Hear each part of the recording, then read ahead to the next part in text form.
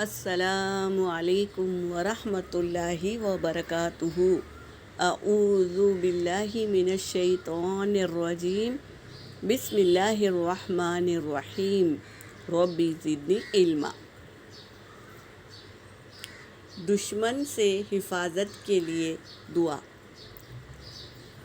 حدیث پاک کا مفہوم ہے، حضرت ابو موسیٰ رضی اللہ عنہ فرماتے ہیں کہ جب نبی اکرم صلی اللہ علیہ وسلم کو کسی قوم سے خطرہ محسوس ہوتا تو یہ کلمات پڑھا کرتے تھے، تو ہم بھی اسے یاد کریں گے اور عمل میں لائیں گے۔ اللہم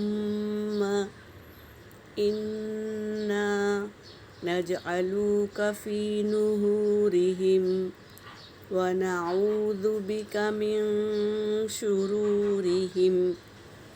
اے اللہ، ہم آپ کو کرتے ہیں ان کے سینوں کے درمیان، اور ہم آپ کی پناہ مانگتے ہیں ان کے شرور سے۔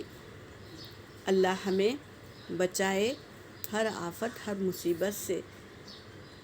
پناہ مانگتے تھے آپ صلی اللہ علیہ وسلم، تو ہم بھی ان دعاؤں کے ذریعے ہر شر سے پناہ مانگیں گے۔